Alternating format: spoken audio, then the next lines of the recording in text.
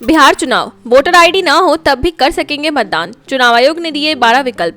चुनाव आयोग ने दोहराया है कि केवल मतदाता सूची में दर्ज नागरिक ही मतदान कर सकते हैं, चाहे उनके पास वोटर आईडी हो या नहीं। बिहार विधानसभा चुनाव के लिए आयोग ने स्पष्ट किया है कि जिन मतदाताओं का नाम सूची में है वे ईपीआईसी न होने पर भी वोट डाल सकते हैं। इसके लिए आयोग ने 12 वैकल्पिक पहचान पत्रों की सूची जारी की है। यह निर्णय 7 अक्टूबर 2025 को जारी किया गया ताकि मतदाता आसानी से अपने मताधिकार का प्रयोग कर सके।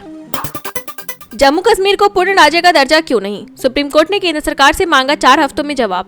जम्मू कश्मीर को पूर्ण राज्य का दर्जा देने की मांग पर सुप्रीम कोर्ट ने केंद्र सरकार से पूछा है कि इसे राज्य का दर्जा क्यों नहीं मिलना चाहिए। अदालत ने सरकार को 4 सप्ताह में जवाब देने का नोटिस जारी किया है। सॉलिसिटर जनरल तुषार मेहता ने कहा कि यह एक अद्वितीय समस्या है और राज्य का दर्जा बहाल करने से पहले कई पहलुओं पर विचार विमर्श चल रहा है, जिसमें फिलहाल समय लगेगा। यह नोटिस कई याचिकाओं की सुनवाई के दौरान लाया गया है। तालिबानी मंत्री के भारत दौरे से बौखलाया पाकिस्तान, कहा अफगानों ने हमेशा भारत का साथ दिया। अफगानिस्तान के विदेश मंत्री आमिर खान मुत्तकी के भारत दौरे के बीच पाकिस्तान के विदेश मंत्री ख्वाजा आसिफ ने बड़ा दावा किया है। उन्होंने कहा कि अफगानिस्तान ने हमेशा भारत का समर्थन किया है और हमारे साथ दुश्मन जैसा व्यवहार रखा है। आसिफ ने कहा कि अफगान लोग ऐतिहासिक रूप से भारत के करीब रहे हैं। इसी बीच खबर है कि पाकिस्तानी लड़ाकू विमानों ने काबुल में एयर स्ट्राइक कर तहरीक-ए-तालिबान पाकिस्तान के कैंप को निशाना बनाया है।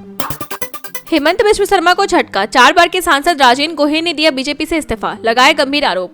असम में भारतीय जनता पार्टी को एक बड़ा झटका लगा है जब 4 बार के सांसद और वरिष्ठ नेता राजेंद्र गोहेन ने इस्तीफा दे दिया। उन्होंने अपने 17 समर्थकों के साथ पार्टी छोड़ी और मुख्यमंत्री हेमंत बिश्व शर्मा पर अप्रत्यक्ष रूप से आरोप लगाए। गोहेन ने आरोप लगाया कि पार्टी ने समर्पित जमीनी कार्यकर्ताओं को दरकिनार कर दिया है और बाहरी लोगों को बसने की अनुमति देकर जातीय समुदायों को धोखा दिया है। आजम खान और नदवी के बीच जुबानी जंग तेज, सपा सांसद ने कहा आजम के दादा बिजनौर से आए थे। रामपुर में सपा सांसद मोहिबुल्लाह नदवी और आजम खान के बीच विवाद लगातार बढ़ता जा रहा है। आजम खान के तंज का जवाब देते हुए नदवी ने उन पर निशाना साधा और एक तरह से उन्हें बाहरी तक कह डाला। नदवी ने एक टीवी चैनल से बातचीत में कहा कि मेरी 7 पुश्तें रामपुर में गड़ी है, जबकि आजम खान के दादा बिजनौर से आए थे। उन्होंने कहा कि शायद यही वजह है कि रामपुर के सांसद को एंट्री नहीं मिलती। भारतीयों को एक और झटका, H-1B वीजा नियमों में और सख्ती करने की तैयारी में ट्रम्प प्रशासन। H-1B वीजा की फीस $1 लाख किए जाने के बाद डोनाल्ड ट्रंप प्रशासन अब कुछ और कदम उठाने की तैयारी में है। खबर है कि अमेरिका के गृह विभाग की ओर से H-1B वीजा नियमों में बदलाव का प्रस्ताव रखा गया है। इन बदलावों से यह तय होगा कि कौन व्यक्ति H-1B वीजा के तहत योग्य होगा और कंपनियां इसका कैसे इस्तेमाल करेंगी। इन वीजा का लाभ उठाने वाले 70% लोग भारतीय हैं, इसलिए सबसे बड़ा झटका भारतीयों को ही लगेगा। पाकिस्तान की ताकत नहीं बढ़ेगी, अमेरिका ने घातक मिसाइल डील पर दी सफाई, खारिज की मीडिया रिपोर्ट्स। पाकिस्तान के साथ बड़ी डिफेंस डील की मीडिया रिपोर्ट्स पर अमेरिका ने सफाई दी है। भारत में अमेरिकी दूतावास ने स्पष्ट किया है कि पाकिस्तान को एडवांस मिडल रेंज की मिसाइल को लेकर कोई नई डील नहीं हुई है। दूतावास ने कहा है कि पाकिस्तान को दिया जाने वाला कोई भी सहयोग उसकी क्षमता में किसी तरह की बढ़ोतरी करने वाला नहीं है। अमेरिका के रक्षा मंत्रालय द्वारा जारी हथियारों की लिस्ट को लेकर चल रही झूठी रिपोर्ट्स को भी उन्होंने खारिज किया है। एनडीए में सीट शेयरिंग पर गतिरोध, चिराग पासवान ने घटाई डिमांड पर अड़े इन अहम सीटों की मांग पर।